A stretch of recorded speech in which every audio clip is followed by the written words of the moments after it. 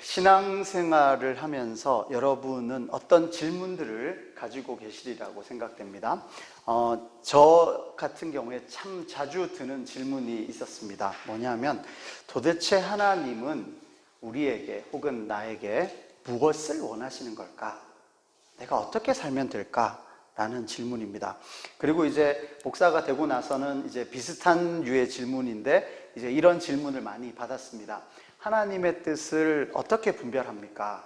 혹은 하나님의 뜻을 어떻게 알 수 있습니까? 이건 하나님의 뜻이 맞습니까? 아닙니까? 이런 식의 질문을 많이 받았습니다. 그런데 이러한 질문에 정말 중요한 전제 조건이 있습니다. 뭐냐면 하나님의 뜻을 알기만 한다면 순종하겠다라는 전제가 있어야 되는 겁니다. 그죠? 하나님의 뜻을 알기만 하면 내가 순종할 건데 지금 제가 몰라서 못하니까 알려만 주십시오. 그러면 제가 순종하겠습니다. 라는 그 전제가 깔려 있지 않고 그냥 하나님의 뜻이 과연 뭘까? 하나님이 나에게 원하시는 건 뭘까? 라는 질문만 가지고 있다면 마치 이런 거죠. 일단은 알고는 있을게. 하나님의 뜻 한번 알고 있고 그리고 나서 상황에 맞으면 혹시 아니면 내 마음하고도 맞으면 그때 지키든지 말든지 그때 생각해 볼 거고 일단은 알았으면 좋겠다. 그냥 궁금하니까 이 정도로 하나님의 뜻을 알고 싶다라고 한다는 것은 그 질문 자체가 성립이 안 되는 거겠죠. 그래서 우리가 하나님의 뜻을 알고 싶습니다. 혹은 하나님의 뜻이 무엇인가라는 질문을 하기 전에 우리를 돌아본다면 나는 과연 하나님의 뜻을 알기만 한다면 그것을 지킬 용의가 있는가 혹은 마음이 있는가 이제 성경으로 표현하면 내가 그것을 지킬 마음이 혹은 내가 그것을 지킬 뜻이 있는가 내가 그걸 지킬 힘이 있는가 난 그것을 위해 노력할 것인가 라는 것을 먼저 생각해 보아야 할 것입니다. 자, 그렇다면 다시 질문을 드리겠습니다. 여러분은 하나님의 뜻을 알고 싶으십니까? 혹은 하나님의 뜻을 혹은 들을 준비가 되어 있으십니까? 여호와께서 과연 나에게 무엇을 원하시는지 궁금하시기는 합니까? 성경에 이렇게 여호와께서 원하시는 건 무엇이다라고 명확하게 이렇게 구체적으로 해주는 대표적인 성경 구절이 두 군데 나오는데 오늘 읽은 본문 이제 12절에 보면 이스라엘아 내 하나님 여호와께서 내게 요구하시는 것이 무엇이냐라고 하면서 명확하게 여호와 하나님이 원하시는 것이 무엇이냐라고 질문하고 답하는 장면이 하나 있고 또 대표적인 것은 미가서가 있습니다. 미가서를 한번 찾아볼까요? 구약 미가서입니다. 1296면 정도 있습니다. 구약 미가서 6장입니다. 미가서 6장 6절로 8절입니다. 1296면 미가서 6장 6절로 8절 우리 찾으셨으면 좋아요. 여러분이 한 절씩 천천히 한번 읽어보겠습니다. 다 같이 6절부터 8절을 같이 읽겠습니다. 시작. 내가 무엇을 가지고 여호와 앞에 나아가며 높으신 하나님께 경배할까? 내가 번제물로 1년 된 송아지를 가지고 그 앞에 나아갈까? 여호와께서 천천의 순양이나 만만의 강물 같은 기름을 기뻐하실까? 내 허물을 위하여 내 맏아들을 내 영혼의 죄로 말미암아 내 몸의 열매를 드릴까? 사람아 주께서 선한 것이 무엇임을 내게 보이셨나니 여호와께서 내게 구하시는 것은 오직 정의를 행하며 인자를 사랑하며 겸손하게 내 하나님과 함께 행하는 것이 아니냐. 아멘. 여기에서 이제 나오는 것은 국어 공부를 잘 하시면 이 구조를 잘 보셔야 될 겁니다. 처음에 보면 이렇게 되어 있습니다. 6절에 내가 그러면 번제물로 1년 된 송아지를 가지고 그 앞에 나아갈까? 그 말은 이제 내가 번제물로 1년 된 송아지를 가지고 나갈 필요가 있다는 겁니까? 없다는 겁니까? 필요가 없다는 거예요. 그 다음에 천천의 순양이나 만만의 강물 같은 기름을 기뻐하실까? 이 뜻은 천천의 순양이나 만만의 강물 같은 기름을 드릴 필요가 없다라는 거죠. 또 내 허물을 위하여 내 맏아들을 혹은 내 영혼의 죄로 말미암아 내 몸의 열매, 내 몸의 열매는 자식을 이야기합니다. 그러니까 자녀를 바칠까? 인신공양이라고 그러죠. 사람 바치는 거. 그렇게 사람 바칠 필요가 있는가? 이제 요즘식으로 하자면 이렇습니다. 내가 주일 성수 열심히 할 필요가 있는가? 내가 11조 열심히 할 필요가 있는가? 뭐 예전 어른들처럼 집을 팔아가며 건축 헌금을 해야 복을 받는가? 이럴 필요가 다 없다. 그래, 없다. 봐라. 안 해도 되지? 여기에서 그쳐버리면 반은 맞고 반은 틀리는 거죠. 국어로 이야기하면 1번은 하지 마라.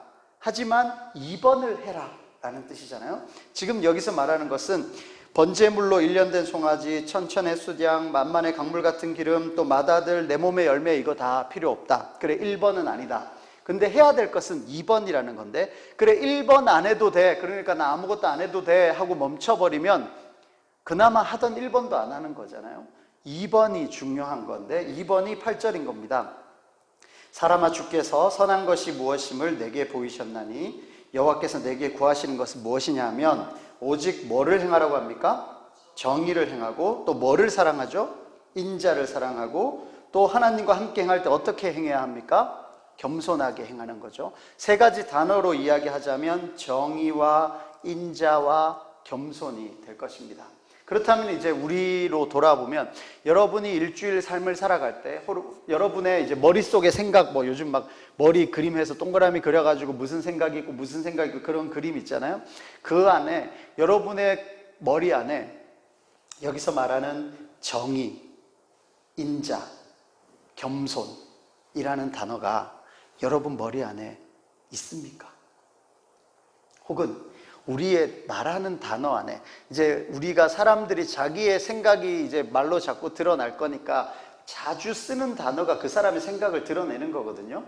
그렇다면 우리가 일주일 동안 하는 말을 이제 중복된 단어를 다 빼고 나면 뭐 보통 15,000개, 뭐 20,000개 뭐 이렇게 이야기하던데, 그랬을 때 우리가 자주 쓰는 단어 속에 정의, 인자, 겸손 이런 단어가 있냐는 거죠.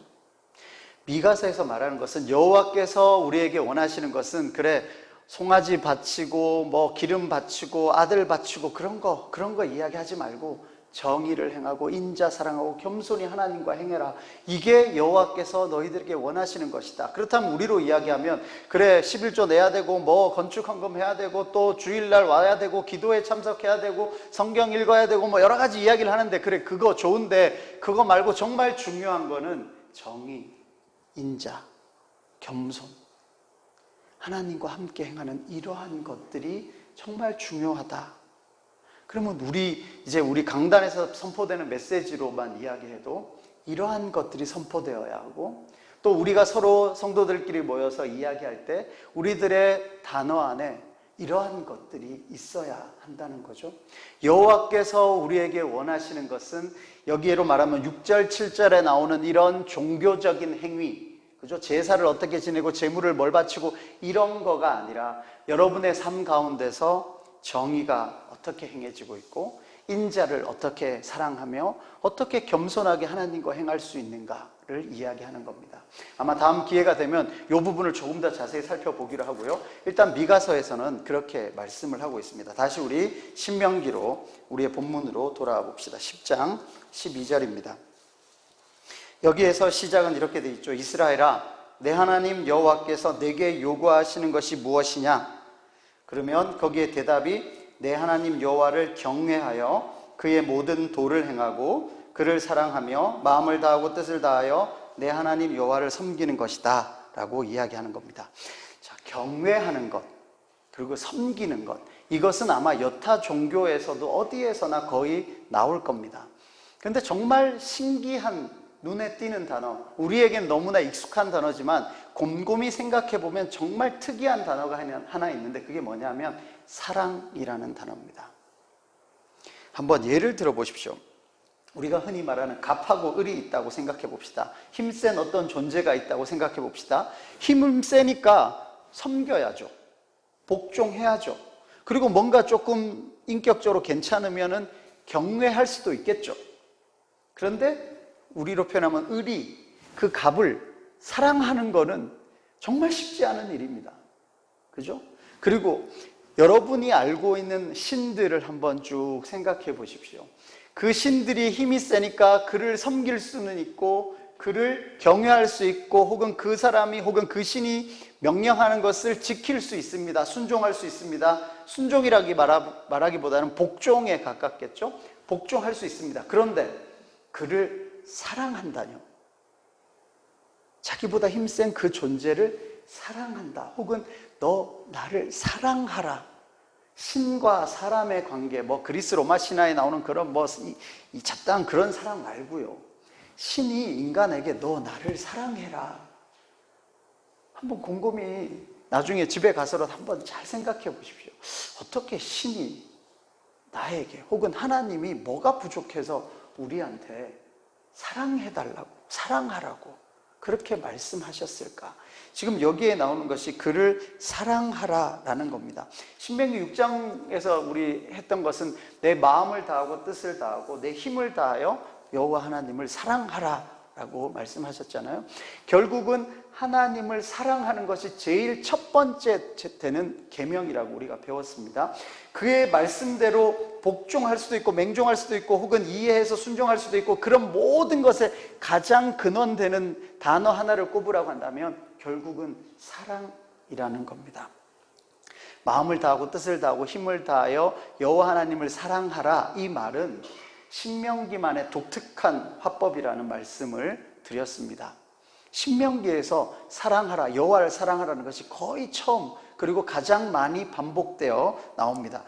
이것은 레위기하고 한번 비교해 보시면 눈에 좀 띕니다. 어떠냐면 레위기 하면 여러분 어떤 느낌이 드십니까? 성경 통독을 좀 해보신 분들은 가장 읽기 어려운 책 뭡니까? 레위기. 가장 졸리는 책? 레위기. 가장 지루한 책? 레위기. 가장 무미건조한 책? 레위기 맞잖아요.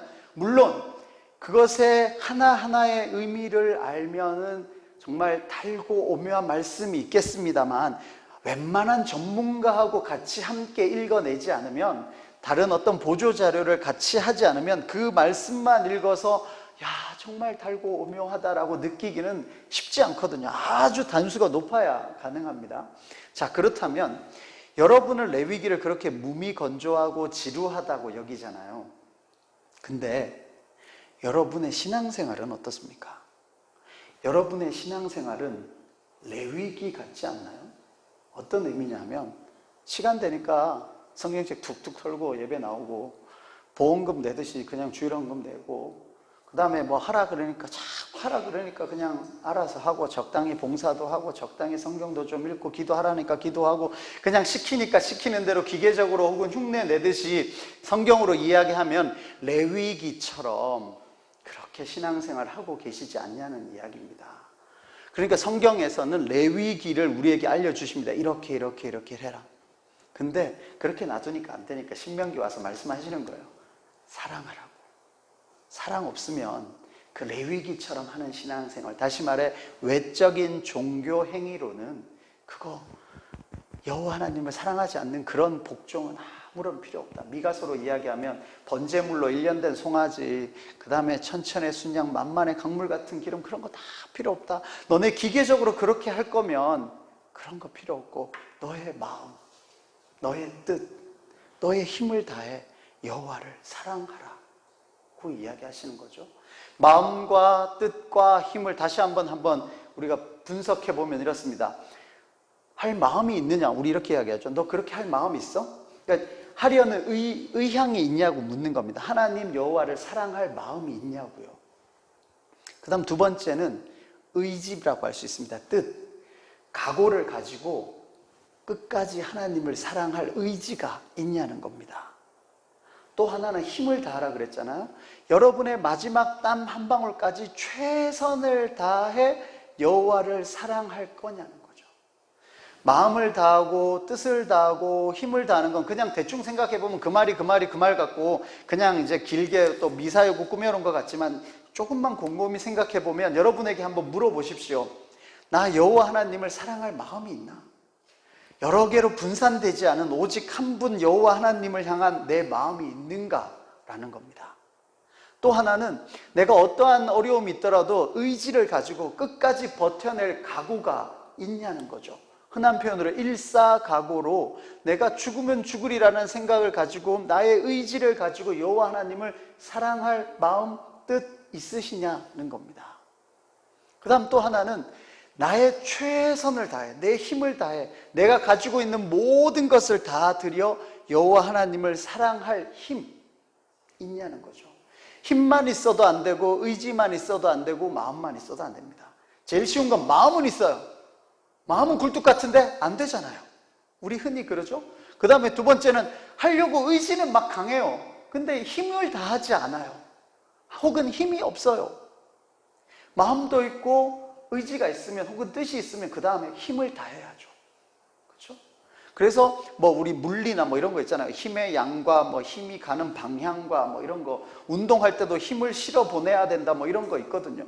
그러니까 우리가 힘이 분산되지 않고 정확하게 가야 되는 힘으로 가야 되는데, 우리가 여호와 하나님을 사랑하는 것에 우리의 힘을 정확하게 전달하냐는 거죠. 그래서 마음을 다하고 뜻을 다하고 힘을 다하여 여호와 하나님을 사랑하라. 거기에 하나 비교한다면 레위기, 지금 말했던 이것은 신명기에 나오는 말씀이고, 레위기를 한번 여러분이 생각하는 레위기, 그냥 몸이 건조하고 형식적인 것 같고 그냥 종교적인 일들에 매여 있는 것 같은데, 혹시 나의 종교생활, 내가 하나님을 사랑한다고 말하면서 혹은 내가 교회 다닌다고 말하면서 레위기를 지키는 것과 같은 그런 종교생활을 하고 있지는 않은가? 나의 삶에 신명기에서 말씀하시는 마음과 뜻과 힘을 다하는 여호와 하나님을 향한 사랑이 있는가를 돌아보시면 좋겠습니다. 그리고 나서요, 마음을 다하고 뜻을 다하고 힘을 다하여 여호와를 하나님을 사랑하는 것 중에 중요한 특징이 하나 있는데 14절을 보시죠. 13절은 조금 있다고 순서상 14절을 먼저 하겠습니다. 14절을 같이 읽겠습니다. 시작. 하늘과 모든 하늘의 하늘과 땅과 그 위의 만물은 본래 내 하나님 여호와께 속한 것이로되. 이것도 그냥 대충 읽으면 그래 하나님 대단하신 분이고 다 있지 뭐, 그렇게 넘어가는 게 아니라 하나님에게 부족함이 있다는 이야기입니까? 없다는 이야기입니까? 없다는 이야기예요. 다시 말해, 아까 하나님이 내 사랑을 필요로 하실까? 필요로 하시는 의미가 아니에요. 그리고 우리가 무엇을 들여서 하나님을 만족시킬 수 있을까요? 아까 미가서로 이야기하면 1년 된 송아지를 바치고 천천의 순양을 바치고 만만의 강수 같은 기름을 바치고 혹은 내 맏아들을 드리고 나의 다른 자녀들을 인신공양해가면서 막 드리면 하나님이 만족하실까요? 하나님이 기쁘실까요? 로마서 11장 35절에 이제 주부에 좀 먼저 드려놨는데, 누가 주께 먼저 드려 갚으심을 받겠냐? 우리 인간이 무엇을 하나님한테 드려가지고 하나님이 어이구 고맙다 그러면서 이렇게 갚으심을 받을 수 있겠느냐? 이게 어떤 의미냐면, 우리가 신앙생활을 할 때 뭐를 우리가 드리려고 하는 거예요. 좋은 의미가 아니라 내가 100을 드리면 1000을 돌려받지 않을까라는 생각을 한다는 거예요. 일반 신은 뭐 그냥 쉽게 이야기할게요. 신봉사가 눈을 뜨려면 얼마가 필요했죠? 공양미 300석이 필요했잖아요. 그래서 공양미 300석이 부족하니까 뭐가 결국 가는 겁니까? 심청이가 어디에 빠져요? 인당수에 빠지죠. 그래서 용왕님을 어떻게 하는 겁니까? 용왕님을 달래야죠. 제가 자주 말씀드리잖아요. 달래는 거는 애나 하는 거잖아요. 얼르고 달래는 건 말 안 통하는 사람들한테 하는 거잖아요. 그죠? 흔히 인간들이 만든 신은 인간들이 무엇을 들여서 그 신을 달래요. 그리고 그 신으로부터 자기가 원하는 것을 받아내요. 흔히 표현하면 기브 앤 테이크가 있는 겁니다. 내가 이만큼 드리면 저기서 더 많은 거를 주겠지. 계산해서 내가 이렇게 하면 결국은 이렇게 돌아올 거다. 이게 흔히 보통 말하는 신들에 대한 생각이란 말이에요. 그런데 하나님을 그렇게 대하지 말라고요. 여기에 14절에 말하듯이 이미 충분히 갖고 계신 하나님이 너네 그거 뭐 갖고 온다고 해가지고 그런 계산으로 내가 또 너한테 뭘 주고, 그런 기브 앤 테이크, 우리가 주고받는 그런 관계가 아니라고요. 오히려 하나님이 먼저 우리에게 충분히 많은 것을 주셨어요. 그 주신 것을 그걸 놔두고 우리가 요만큼 더 드리면 하나님이 나한테 뭘 주시겠지, 그런 계산, 우리 흔한 표현을 하면 하나님 앞에서 수판 퉁기지 말라고요. 신앙생활을 하나님 앞에서 주판 두드리듯이 내가 요렇게 하면 하나님이 요렇게 해주시겠지 라는 거 하지 말라는 이야기입니다. 또 하나 이제 하나님을 섬기는 것에 있어서 또 다른 특징을 하나 이야기하면, 뭔가 해주는 것처럼 하지 말라고요. 몇 주 전에도 말씀드렸습니다. 이스라엘 백성이 제가 뭐 언제 가나안 달라 그랬습니까? 제가 뭐 가나안의 꿈에도 그렸습니까? 하나님이 주신다 그러니까 억지로 광야를 지나가는 거예요. 그냥 광야 지나가 주는 거예요. 신앙생활 하나님한테 해주는 거예요. 하나님 안 보이면 목사 보니까 목사님한테 잘 보이려고 그냥 해주는 겁니다. 신앙생활을 누구 해주는 것처럼 하지 마시라고요. 그러니까 이스라엘 백성들이 항상 내가 뭐 언제 가나안 달라 그랬습니까? 그러니까 그냥 광야 생활 40년 내내 목이 뻣뻣해가지고 기부 세가지고 뒤로 딱 제끼고 이렇게 신앙생활을 하는 거거든요. 우리도 마찬가지입니다.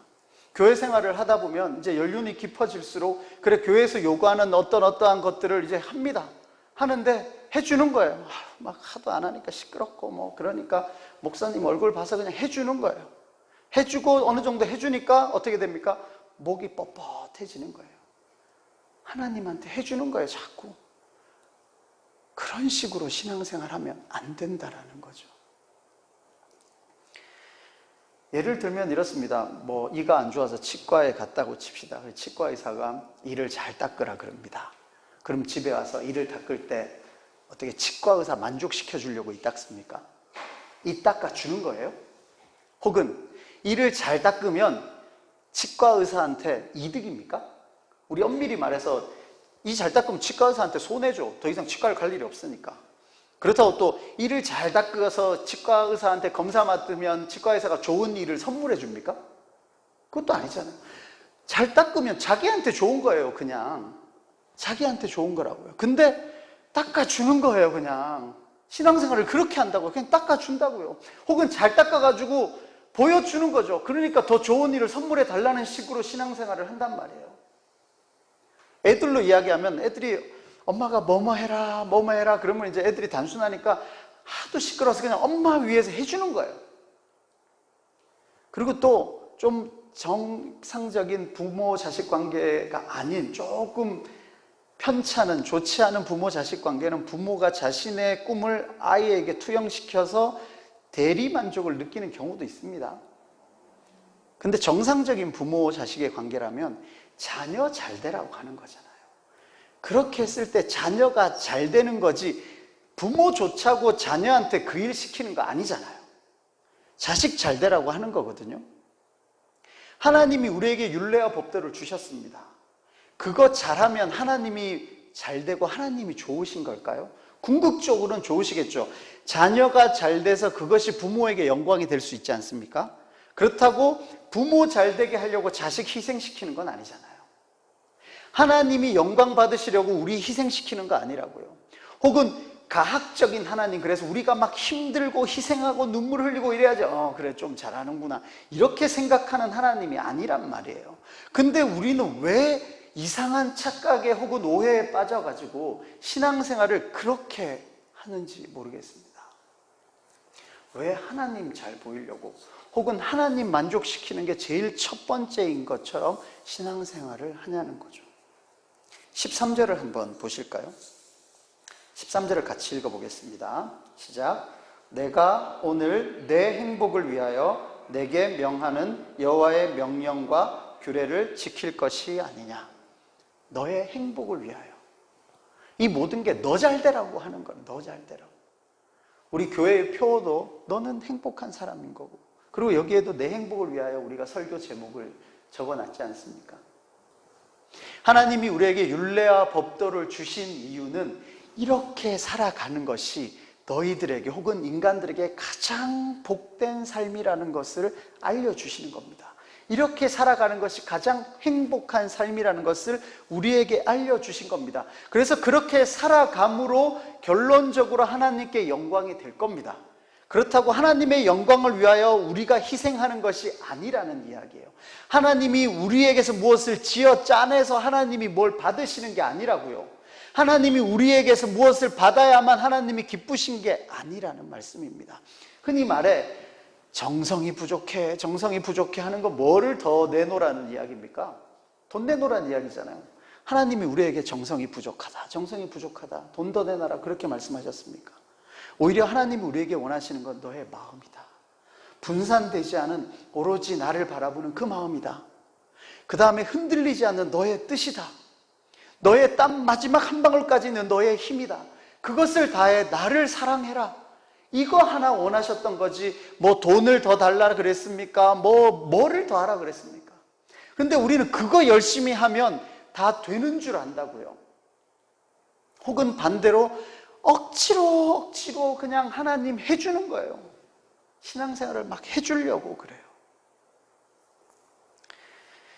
우리가 세상 사람들과는 다르게 여기 구약으로 이야기하면 가나안 백성과는 다른 새로운 삶의 방식이 레위기에서 혹은 민수기 신명기에서 혹은 여호와 율례와 법도로 알려주신 겁니다. 가나안 백성들처럼 살아가는 게 아니라 완전 새로운 삶의 방식을 알려주신 겁니다. 이렇게 살아가는 것이 너희 인간들 혹은 이스라엘 너희들에게 행복한 삶이다. 그리고 이렇게 살아가면 너도 잘 되고 너의 가족도 잘 되고 너의 이웃들도 잘 될 것이다. 이렇게 살아갈 수 있는 이유 혹은 근거, 이렇게 살아가는 목적이 우리에게 주어진 거죠. 지난주로 이야기하면 하나님이 우리의 기업이 되어 주신 겁니다. 하나님이 우리에게 모든 것이 되어 주셨습니다. 그러니까 이제 우리는 이 새로운 삶의 방식대로 살아갈 수 있는 근거와 이유와 목적을 가졌습니다. 이젠 다르게 살아갈 수 있어요. 이것이 바로 우리에게 복이고 은혜고 이것이 행복인 거죠. 이 삶을 통해서 다른 이들이 보았을 때 와, 저들은 다르다. 저들의 신은 누구인가? 여호와 하나님께 찬양과 영광을 돌리는 거죠. 이것이 하나님이 이스라엘 백성에게 혹은 지금 믿는 우리들에게 원하시는 삶입니다. 그런데 우리는 이거 놔두고 다른 모양과 방법과 형식을 자꾸 쫓아가려고 한다는 거죠. 이어서 보실까요? 16절을 한번 봅시다. 16절에 그러므로 너희는 어디에 할례를 행하라고 합니까? 마음에 할례를 행하라 라고 이야기합니다. 마음의 할례를 행하는 것. 그러니까 17절에도 이야기합니다. 크고 능하며 두려우신 하나님이 사람을 외모로 보지 않고 뇌물을 받지 않는다. 그러니까 외적인 것, 그것이 중요한 것 아니고 뇌물, 이런 물질이 중요한 것이 아니다. 미가서로 이야기하면 너네들이 제사를 많이 드리고 정기적으로 드리는 것, 그런 육적인 할례, 바깥으로 보이는 종교적인 행위, 그게 중요한 게 아니다. 그 다음에 뇌물 혹은 선물 혹은 재물, 하나님께 드리는 헌금, 그런 것들이 중요한 것이 아니다 라고 다시 한번 이야기합니다. 그리고 결국 어디에 집중하고 계시냐면 마음이죠. 우리의 마음을 원하시는 거예요. 하나님은 외모를 보시지 않는다고요. 하나님이 우리에게 우리가 주일날 뭘 어떻게 몇 시에 와서 뭐 해가지고 어떻게 옷을 차려입고 내가 얼마나 많은 헌금을 드리고, 하나님이 그걸 보시는 게 아니라 그 마음을 보신다고요. 정말 어떤 마음으로 이 자리에 왔으며 어떤 마음으로 하나님께 드리냐는 거죠. 내가 이만큼 드리면 하나님이 나한테 더 많이 해주시겠지라는 그 마음을 보신다고요. 이게 아니라 하나님이 우리에게 주신 것이 너무나 크고 많아서 그것에 감사하고 감격하여 기쁜 마음으로 드리는 2달란트 혹은 2렙돈, 그 얼마와 내가 이렇게 드리면 하나님이 나한테 더 많이 해주시겠지라고 생각하는 그 마음을 보실 거기 때문에 그런 뇌물 필요 없다고요. 그렇게 주판 튕기는 신앙생활 필요 없다고요. 혹은 사람들한테 보이는 신앙생활 외모로 판단하지 않으시겠다고요. 육체의 할례 필요 없다고요. 마음의 할례 하라고요. 우리가 하나님을 그렇게 만족시킬 수 없다면 다시 한번 우리를 돌아보면 우리의 마음을 내가 여러 가지 생각하는 거, 온갖 잡다한 것들이 있는 거, 가장 부패한 것이 내 마음인데 그 부패한 것들 중에 다시 한번 걸러서 오직 하나님 앞에 나의 온 마음을 드리려고 노력하고 있는가? 혹은 나의 의지가 자꾸 자꾸 흔들리고 약해지는데, 그럴 때마다 다시 한번 다잡아가면서 나의 뜻을 하나님께로 집중시키는 것인가? 혹은 나의 마지막 땀 한 방울까지 최선을 다하고 있는가? 우리는 그것을 돌아봐야 할 것입니다. 그리고 나서요, 18절을 한번 보시죠. 18절에 고아와 과부를 위하여 정의를 행하시며 나그네를 사랑하여 그에게 떡과 옷을 주신다 라고 되어 있습니다. 고아와 과부와 나그네, 예전 번역으로는 고아와 과부와 객이라고 되어 있습니다. 구약에서는 이제 흔히 말해 제일 자주 묶여 나오는 세트, 3종 세트죠. 고아와 과부와 객. 신약에서는 또 두 명이 이렇게 두 부류가 자주 나오는데 아마 서기관과 바리새인 뭐 이렇게 자주 나오는 걸 겁니다. 자, 고아와 과부와 객 혹은 고아와 과부와 나그네, 뭐 지금 사회적 용어로 이야기하면 사회적 약자다, 뭐 소외된 계층이다 이렇게 이야기할 텐데, 지금 여기에서 나오는 이들이 등장하는 이유를 곰곰이 살펴보면 이렇습니다. 고아와 과부와 객에게는 우리가 무엇을 주었을 때 되돌려 받을 가능성이 있습니까? 없습니까? 없어요. 그냥 쉽게 표현해서, 만약 여기 있는 분들 중에 저희 아이를 아시는 분이면, 제가 없을 때 저희 아이가 와서 저 10,000원만 좀 주세요, 10,000원만 빌려주세요 그러면 웬만하면 주실 겁니다. 저를 아니까요. 나중에 저한테 받으면 되잖아요. 근데 부모님을 잘 모르는 애가 와서 10,000원을 달라 그래요. 얘가 누구지? 언제 봤다고 그러지? 근데 확실히 얘는 부모님이 없는 고아인 거를 분명히 알면요, 웬만하면 지갑이 안 열리는 거죠. 왜냐하면 주면 다시 돌려받기 힘드니까요. 과부에게도 마찬가지고 나그네도 마찬가지입니다. 우리가 그들에게 무엇을 주었을 때 돌려받기 힘들거든요. 그래서 그들이 소외되는 겁니다. 만약에 우리가 100을 줬는데 저 사람이 120, 150을 줄 거라고 확신이 들면 잘 줍니다. 쉽게 말해 은행에 가서도요, 정말 돈 없는 사람은 돈 100만 원 빌리기 힘들어요. 근데 돈 있어 보이면 은행에서 돈 잘 빌려줍니다. 그죠? 예전에 저희 할머니가 돌아가셨을 때가 초등학교 4학년인데 장례를 다 마치고 아버지가 뭐를 막 적고 계산을 하고 계시는 거예요.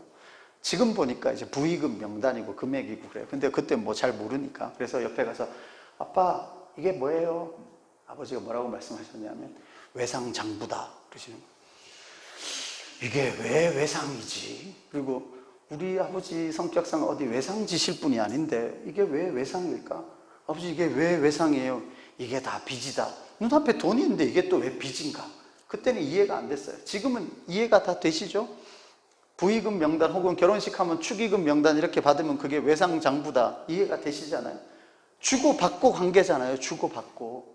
근데 고아와 과부와 객은 주고받고가 안 되잖아요. 우리 속담으로 이야기하면 정승집 개가 죽으면 어떻게 됩니까? 문상객 때문에 문지방이 닳잖아요. 왜냐하면 어떻게 하면 그 정승으로부터 뭔가 받을 걸 예상하잖아요. 기대하잖아요. 대신에 정승이 죽으면요, 사람이 안 가요. 혹시 간다면 그 아들이 뭔가 또 가능성이 있으면 가겠죠.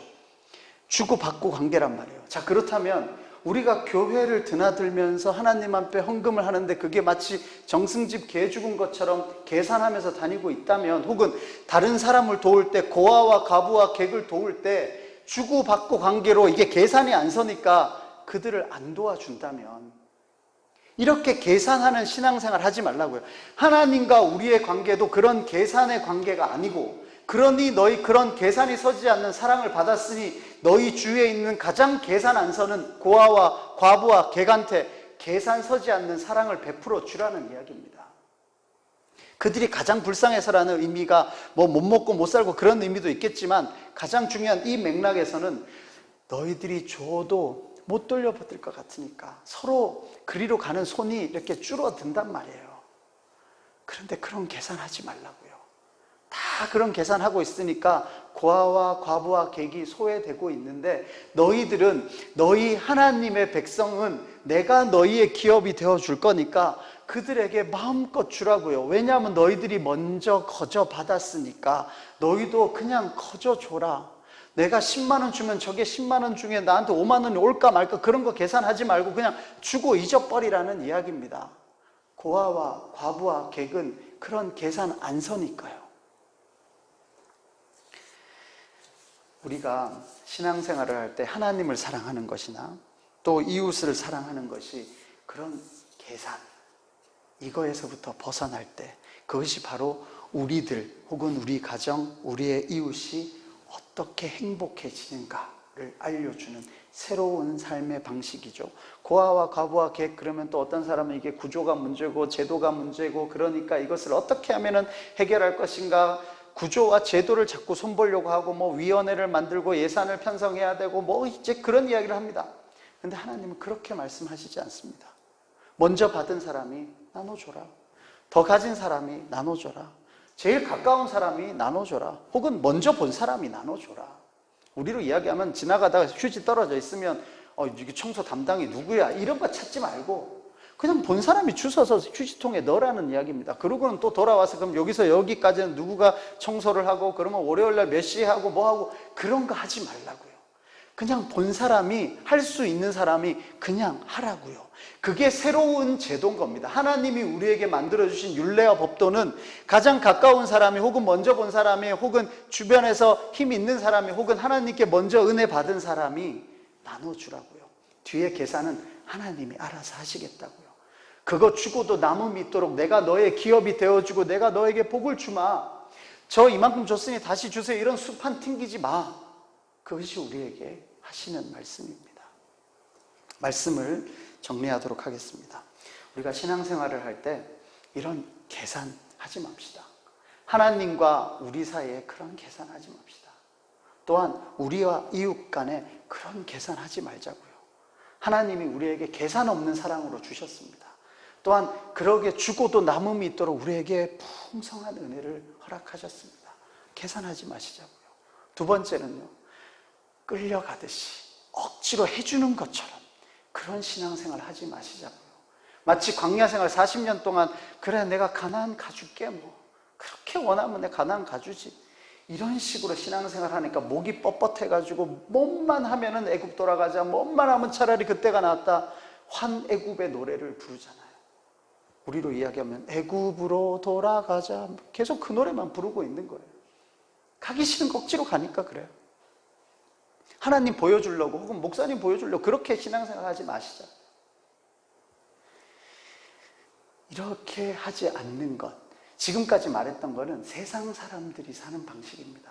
가나안 백성들이 살아가는 방식이에요. 근데 이런 방식 말고 하나님의 소유요 거룩한 백성의 방식은 그렇지 않은 거죠.